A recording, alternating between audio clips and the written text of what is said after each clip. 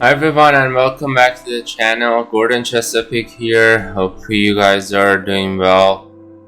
So in this video we're going to make a little timer over here. The main goal is basically to show you how you can create custom components in React Native, and also we will include a little bit of Expo Router navigation. We already have a custom drawer here that's nested with the bottom tab navigation. So I've already got a video that I explain how to set that up, but now we're going to actually display a modal on top of this screen in the bottom tab navigation for the timer when we click on this start timer. And just to show you a demo of what we're building here, we will have a few input fields. What we are trying to achieve here,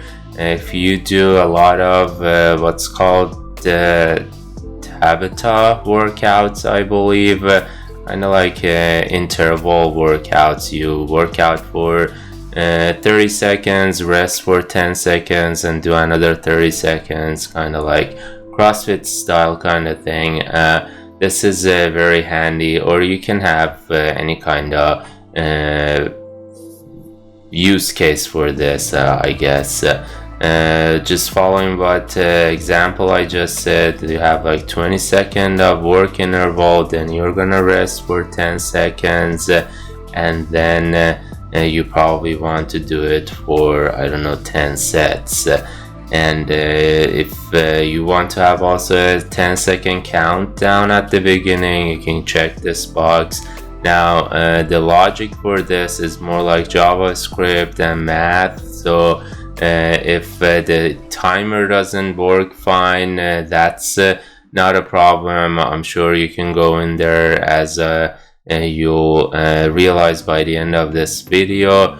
You can go in there, make changes if needed, and submit PR for me. But the whole point again is just like creating these custom. These may look like text inputs, but these are a little bit customized so that we get the numeric values straight out of them instead of having strings coming out, and then we have to convert those strings every time to a number.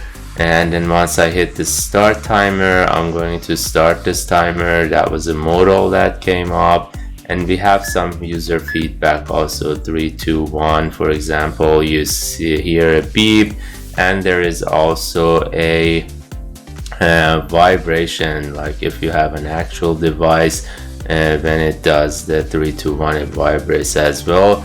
Going from this work to rest time, also it beeps just there. And so we went from 20 seconds to 10 seconds, so this is the rest time. Now we are still in set 1 because each set has a work and a rest, so 20 seconds of work and 10 seconds of rest. And so as you saw, this set also increased, and this is gonna go all the way to 10 sets, and it will automatically close. If we want to cancel it, you can hit this button over here and cancel it, and that's gonna take care of canceling the timer as well. So again, the logic, mostly JavaScript, probably not the reason you're here, but for using Modal with the Expo Router, how to navigate between these pages, these screens, and also we have a couple of custom components here. Hopefully that will help you with your projects, making your own custom components. Alright, without further ado, let's get started. So starting point for us is going to be the branch features themes. So this is a branch I created when I was doing another video for theming our Expo React Native application. And so and by the way, I put links to the video and also to all these branch repository branches in the description box below the video. So I'm going to use this as starting point, and then I have already created another branch. So interval timer, it's based off of the themes branch. So this is my starting point now. And if we do an npx expo start, or you can do npm start, whatever you have in your package.json file, you can start your server. And once with that running, I'm gonna hit the I key on my keyboard, and that is going to open Expo Go on my iOS simulator over here.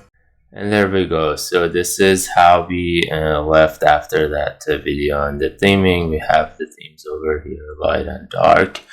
Anyway, so first thing we're going to do, we're going to make some changes to the dashboard screen. This is where we're going to show our input fields, and then have a button. When people click on it, it's going to start the timer. So to do that, I'm just basically going to add this little UI component over here. I have a text configure timer, text input, and a pressable. I'm going to import all these from React Native, and then also I have a state for this work interval input that I'm going to also add to my code over here. So let's do that. And then I'm going to import use state from React. So keep in mind that this text input, the value has to be string, so I actually need to change it to the string, and then the initial value needs to also be a string. So there is just a little bit of a problem with that. Obviously you can do your conversions to number for any kind of calculations that you do, but this is a timer, and if you're custom coding it, it's gonna be very calculation intensive. So you'll have like multiplication, sum, like plus, minus, and every time you are using these values, you might end up using like parse int. And so just to get rid of all that heavy duty lifting, we are going to create our custom number input, so that it will still act as our input to getting the numbers, but the output that it gives us is going to be actually a number. So the value that we get, the state value that we get from that, it will actually be a number, so that we don't have to do all the extra calculations to convert string to number.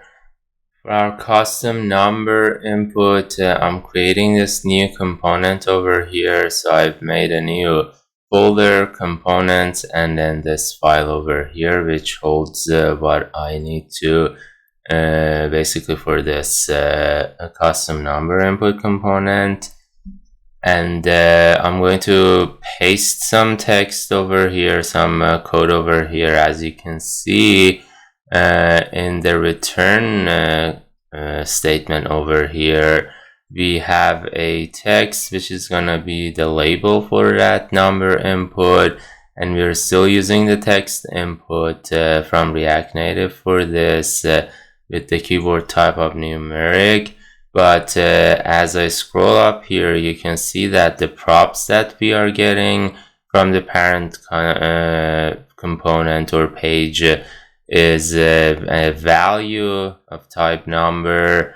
We have a label, obviously, and then we have this unchanged value that we'll use to pass the change the number or the whatever the user input in the field. We grab that and pass it up to the parent page or component. And we also can have any other props that we want to add to text input.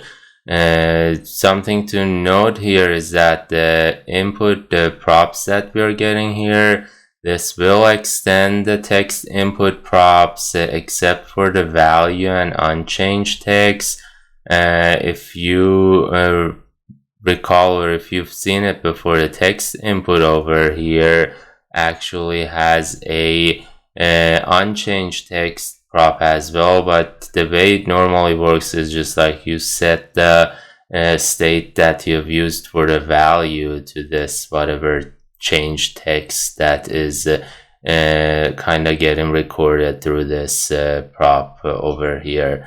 But with our component, what is happening is let's say we have this custom number input, which is what we have here. I can actually import it right now, and you can see that this value is going to be a number this time. As we saw here, this is a number, and then the unchanged value is also receiving a number, and then we can use that in this screen over here and grab the final number that we have the user has basically put in the input field.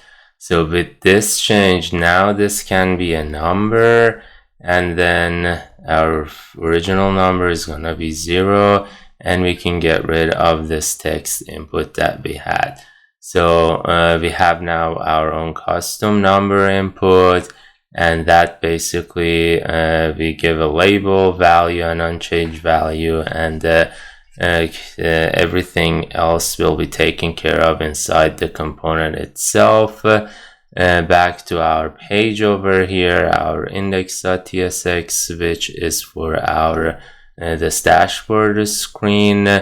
We can also add other inputs. So as you remember in the demo, we'll have a work interval, we have a rest interval, then we have number of sets and a checkbox to have the users decide whether they want to have a pre-countdown of 10 minutes or 10 seconds or not. So I'm adding two more custom number input components. This one is for rest interval, and this one is for number of sets. We also do need to add the corresponding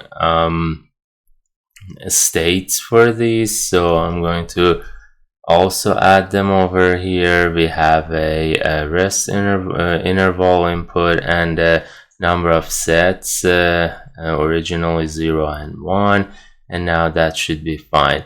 We do also need to add the checkbox as well, and for that checkbox you can create your own or use any third-party library, but for now I'm just going to use what's in the Expo documentation. It's basically Expo checkbox, and I'm going to use that. So looking in the documentation over here, all I need to do is to install the package. So I'm doing npx expo install expo checkbox, and once that's done, I can use the component in my screen over here, index.tsx file. I can import it up here, and then I can use that over here right below my custom number input. Again, for this one, we also need to have its own state to capture the value, whether it's checked or not, or it's true or false. So I'm going to define another state over here, include pre-countdown, and that's keeping track of the value of the checkbox. So I know we have this pressable here, but I'm just going to, for now, comment this out so we can save and see how things look like in here.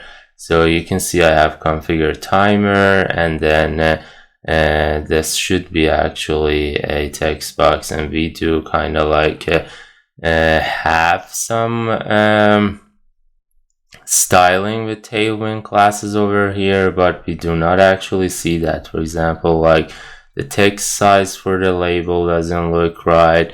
We have borders for the text input, and that's not showing. And that's because of the Tailwind configuration that we have currently. So if I go to tailwind config.js, for the content array over here, we need to add all our folders that we have, basically components that are using Tailwind classes. So as you can see here, that's what they also mentioned in the boilerplate that we had. So I'm going to add the components folder here as well. So this will be basically, we have added this components folder as well. I'm gonna save this one, and you can immediately see that things changed over here. Now, the kind of annoying thing that we have with the text input that comes with React Native is that as I tap outside this the text input, this keyboard doesn't go away, and also I can't really scroll and see what's behind the keyboard. So to fix that, we are going to use another very useful library that I've used in all my projects, and it has a long name, but let's take a look at that. So the library is called React Native Keyboard Ever scrollview, and it's very easy to use. It takes care of everything you need, basically scrolling, so that the text, as you can see here, is not behind the keyboard. And also if you tap outside, it gets rid of the keyboard. So very useful. We're gonna use npx expo install with the name of the library over here, and that's going to install the compatible version of that with the Expo and React Native that I have installed. And so with that installed, we can import it into our index.tsx file, just like this. Well, we need to go to index.tsx, and then we can wrap this whole thing inside our keyboard aware scroll area or scroll view. So I'm going to do that over here, and then move the closing tag right below our view.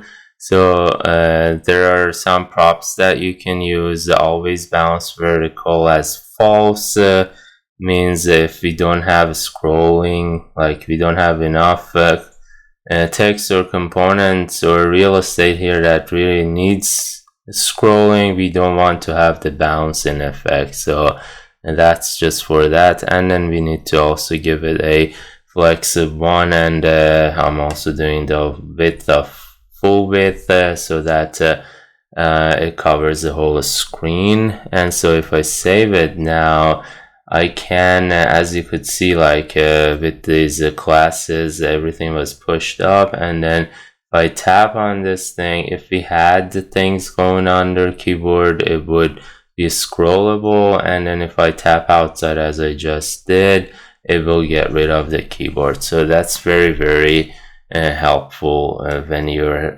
dealing with inputs.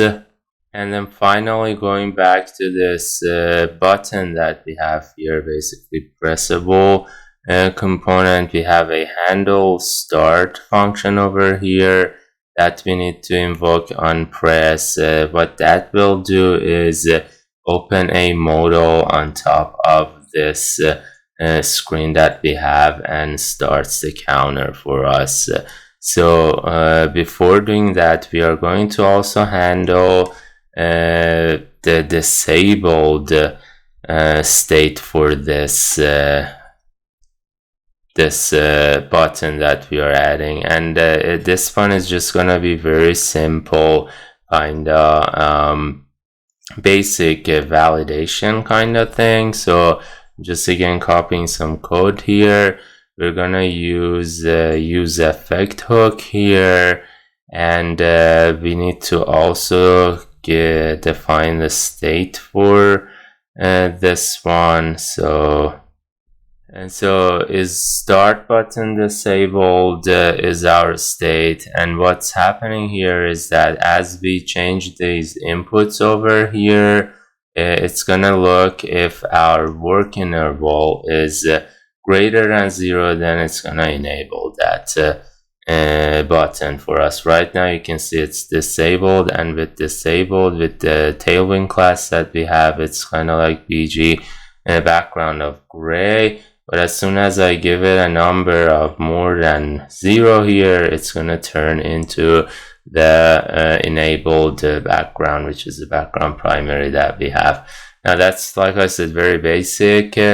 Obviously we do have number keyboard here, numeric keyboard here, so that's also some kind of validation that we've done with the inputs. But for this purpose of building this thing, for example, for a workout that you're going to do, as long as you have a work interval and then original number of sets, also probably we also have one for that, is if the sets input is greater than 0, then you should be fine, because you have at least 1 second that you want to run and also 1 set for that. So that's kind of like a very basic validation to enable your start timer. Now the next step for us is to add our modal and then invoke this onPress function and open that modal, which will start the timer for us. Alright, the next piece of the puzzle for us here is to handle opening a modal on top of this screen over here. As I have explained in the original video that we set up the Expo Router for this project, we have actually kind of nested routing right now. We have drawer here with multiple screens, and then in the home screen we have a bottom tab navigation, as you can see, which in the second screen we were actually taking care of the theming. But the key here is that we want to add a modal to this already nested navigation. So to do that, we're gonna have to adjust our structure under the app folder a little bit. So what we need to do is add another screen, a modal screen, to our tabs screen. But just so that we keep everything kind of organized, I'm going to create a new folder over here, and this is gonna be tabs and modal. So tabs modal with the parentheses, we're just saying that this is not an actual screen on our application. I'm going to move this whole tabs screen inside the tabs modal, and then don't worry about the app crashing right now, so that is good. And then we also need to add our layout for this one. So we have a new we can create a new file under tabs modal, and this is gonna be our layout.tsx, and inside that I'm going to have a stack navigation. So the stack navigation is gonna have the tabs, which is whatever is inside the bottom tab navigation, the profile and dashboard screen, and then I will also have interval timer modal. I'm going to change that to capitalize it. So this is going to be the screen that will, it's gonna be the modal that will pop up on top of the dashboard screen that we have. So saving it, we are not done yet. We need to make some adjustments to our original layout over here. So the layout under app folder, now this one is gonna be tabs modal. So our drawer screen, that first tab here, that's going to be our tabs modal. And then if I save that, you'll see that that just changed to home, because now that tabs modal has this layout, which the first one is also tabs, and then again going to there, our layout, the first one is like our index dashboard, and then we have the profile, and then that's how we have set up our application so far. And now we can go ahead and create our interval timer modal. So for that, I'm going to create a new file right under tabs modal, right next to my layout.tsx. So new file, and we call it interval timer modal.tsx. And for now, I'm just going to do a super quick React Native functional, classic functional component, and that should be fine for now. Let's save this one over here, and then I do have some errors over here. You can ignore those, they're actually gone right now. So no, probably just I needed to open that file, so that's good. I can get rid of this over here, and then finally on my index.tsx, you also see that I'm getting these errors. These are again not important.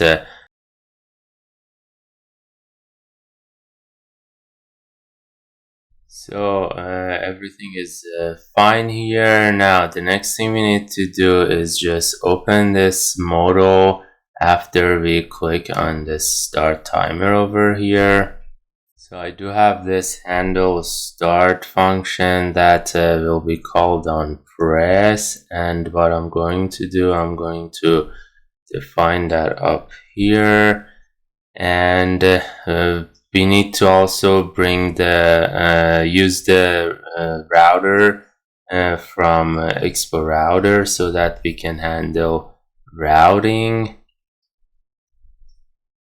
And with that, we can use the router.push over here. We have our interval timer modal that we have defined over here, and then in our tabs modal layout, we had the interval, that name that we had over here, so we can call that over here. I can save this, and hopefully if I make this enabled and then start timer, you'll see that I have the modal that came up. Now the text that I have here, if I do a class name of text foreground, I believe that's going to show this little thing up here. We didn't have like safe area or anything, so just so that you see this, we don't have anything to close it as well. So I do have set it as full screen modal, so that's something that I feel more comfortable using for this one here, because there will be a lot of error handling, or like trying to avoid errors when the timer is running here. If you don't do a full screen modal, they can drag down this modal, and then timer running in the background. So a lot of things that you would need to handle, a lot of more things with that. So I decided to go full screen modal here. So let's talk about this modal. Again, as you can see here, when I click this start timer, I have this handle start, and with router.push, I can push that modal over the screen, and I'm also passing my input values to that interval timer modal. And this is how you do it with Expo Router. Very convenient. You have the values, the states that you're keeping the input values in, and then you can just send them over. The only thing is that you can only send string values, or numbers, string or number, so you can't really send boolean. So for this include pre-count down, since it's a boolean, if it's true, we're gonna change it to a string of true and a string of false if it's unchecked. So with that, I have also added the code, the initial code for this interval timer modal. Now here you can see that over here we can use the use local search params from Expo Router to receive whatever we had sent over. So this will actually be the way that we can receive the values that we sent from this screen, and then we use these numbers for any kind of calculations that we need to do to set up the timer. Now the calculations here are kind of complicated, and I'll just go over them real quick, but I'm not going to spend too much time on that. That's just like math and just maybe JavaScript, so nothing React Native or Expo related. I'm also like setting creating new constants or variables here, and then converting these, since we had received them as a string, converting them to number, and also converting back the pre-countdown, if it's included or not, to a boolean. So because just with all the calculations that we do in this screen, it's much easier to just work with the numbers and boolean rather than string. So I have a couple of states over here, a few states over here to keep track of the current set. So for example, if we have 10 sets, we want to show it to the user that they're on the first, second, and so on sets. Then timer running, how much is left, if it's a work or a rest period, and these are the things that I might you might want to use or not, just to make sure that kind of like for the user experience, you want to show them, hey, this is now the work period, this is the rest period, so and they know, and they have an idea of how much time is left, and like how many round sets left. So, and then we also have this pre-start countdown over here, just to keep track of the counter for the 10 seconds if it's checked over here.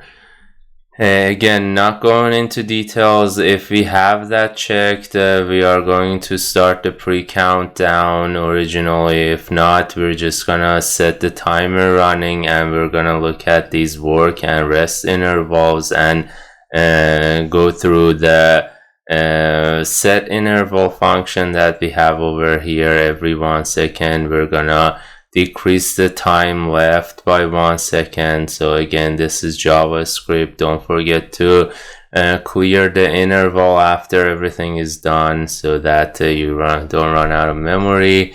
And another piece of this calculation, big piece of this puzzle, is this use effect. So every time our time left is changing, since this one said time left here over here, we are decreasing that time left by 1 second.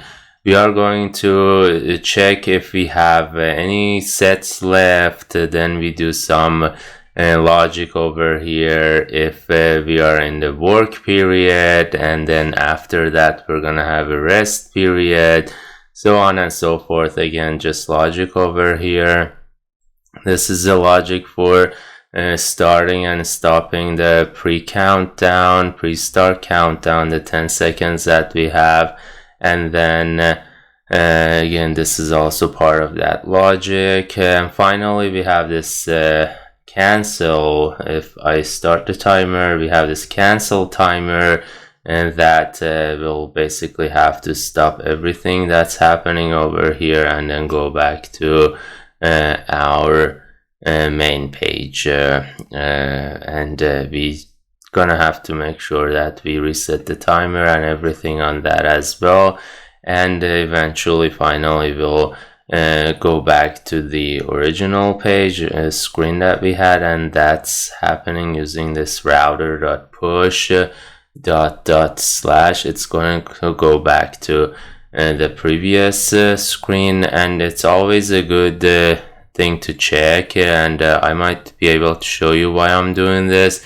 Router can go back. Obviously, we expect that there is another screen below the modal, which is this screen, and it can go back, but there might be a case that this is needed, and it might throw an error. Mostly in the development environment, it just gives you a warning, hey, there was nothing to go back. But in production, it just does nothing, since there is nothing to go back to.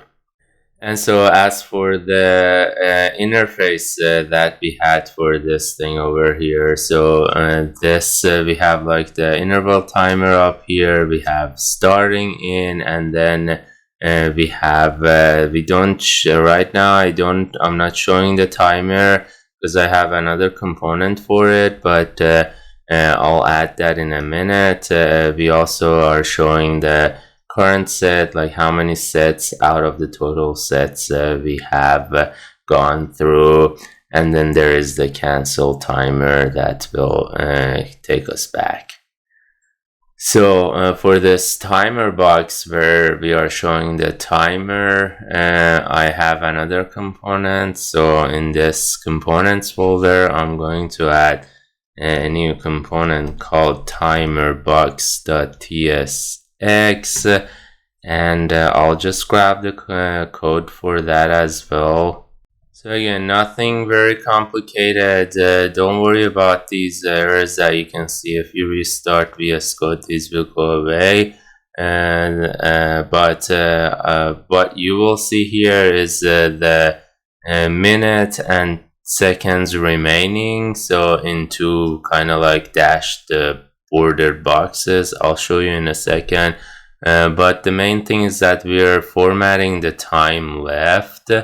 The time left that we are passing to these to this component from our modal component that we had, the modal screen that we have. We are passing the proper time left. So if it is our 10-second pre-start, we have its own state value is being tracked by this pre-start countdown.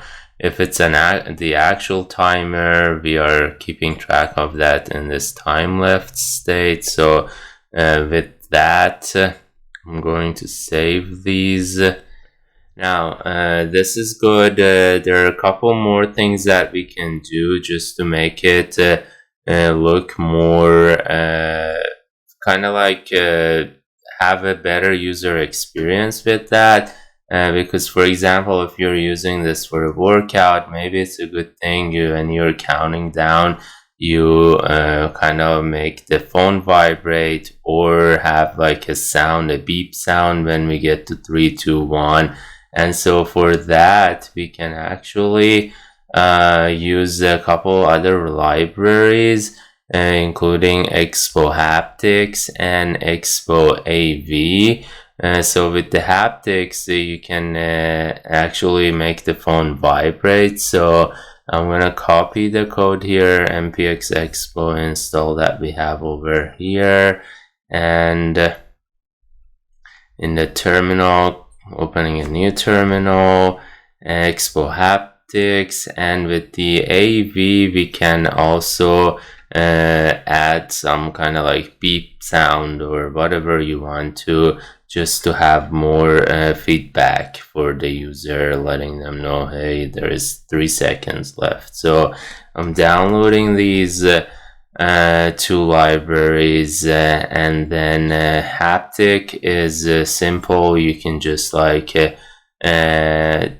take a look at this documentation, just using haptics, and then kind of make the phone vibrate. So I'm just gonna combine these two in one function.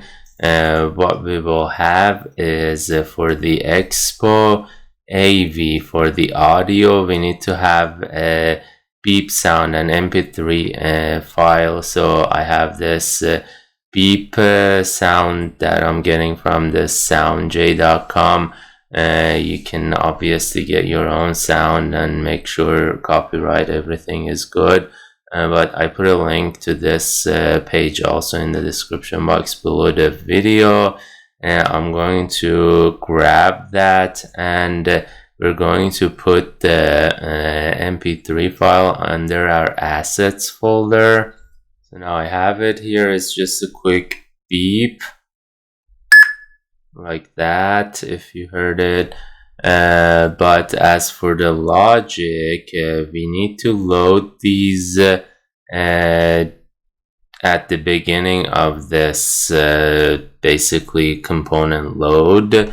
So you can't like have these assets dynamically kind of loaded. So what I mean by that is we're gonna have for example this type over here, or interface, whatever, for our sound files, and then I am adding a little bit of explanation over here, comment over here. If we have multiple sounds, we can add the sound like here. For example, I have a beep sound and it's referring to the beep mp3 file. The require function in JavaScript and React Native does not support dynamic file path as argument. So the path provided to require must be a static string known at compile time. So that's why we need to have all our different mp3 files, or WAV, whatever audio file that you're using, added to this kind of object that we have over here. You could, for example, have another one, I don't know, success, and then that will be like another require that is referencing another audio file on your machine, on your assets folder. And then the way we use these is I'm going to call a function, it's called play sound and vibrate. So we vibrate and also do the sound. I'm going to use the haptics and expo-av. So I'm going to import those over here. Let's see, we do have them in our package.json, so don't worry about this. Once I save it or restart VS Code, it should be fine. And so here we also need to define a state to keep track of our sound. So this will be also another value over here that I can have for my sound. So we will use that sound in a use effect function, and this is just, I'm following the documentation on this. So I will have another use effect right here, and then this will use unload async, then be on mount, and then play async when we set the sound. And since we are going to call this play sound and vibrate, for example, when we are at 3, 2, 1, or also you could, like I said, have another sound of success, and then you would pass success to this, and it will play that sound whenever you call this function, for example, at the very end. But right now I am just going to call this function with the beep sound once in this timer logic. So when we are at time left of 0, so it doesn't matter if we were working or we were resting or it's over. So what happens is that when we hit 0, it beeps and it goes back to the next set, for example, or goes from work interval to rest interval, and also vibrates because we are handling both in this function. And for the countdown, I am actually going to do the beeping and vibrating for 3, 2, 1 or like 4, 3, 2. So depending on if you're going all the way to I'm sorry, 3, 2, 1 or 2, 1, 0. If you're going all the way to 0, you'll do 2, 1, 0, and for that the previous will be 3, 2, 1. I'm not going all the way to 0. I'm going to 1 and then switching to the next one. It might be more logical to go to 0, but again, this is just JavaScript stuff.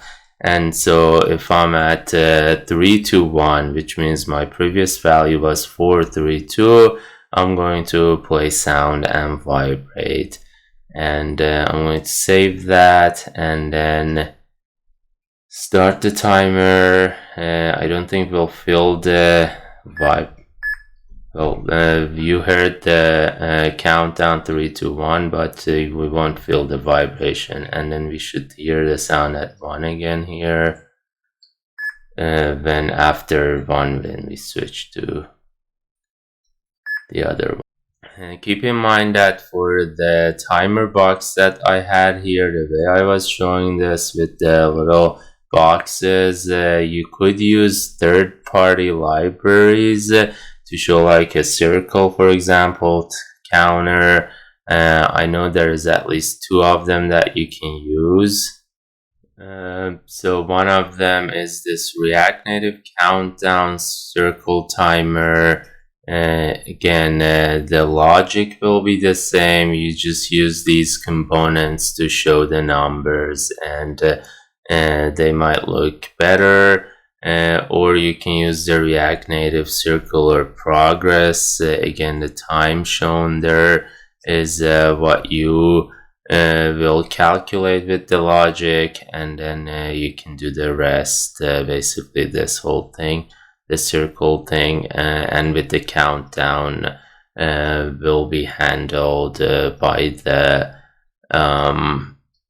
library itself. Now with these two, keep in mind that you might not need the interval thing, like setting interval to control the value inside here, because the library, you give it a value, for example 10, and it will handle the counting to like 0. You don't need to do a set interval and then decrease the time left or anything.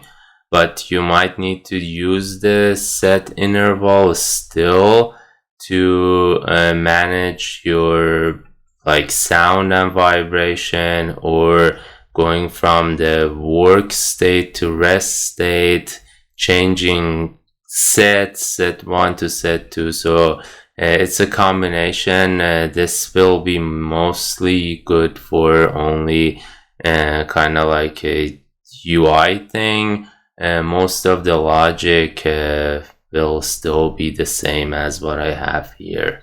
Alright, so with that, this is all I wanted to show you guys. Hopefully you learned good things, and if you liked this video, make sure to hit the like button. Don't forget to subscribe to the channel as I continue adding more videos, and turn the notification bell on so you're notified as soon as I post any videos.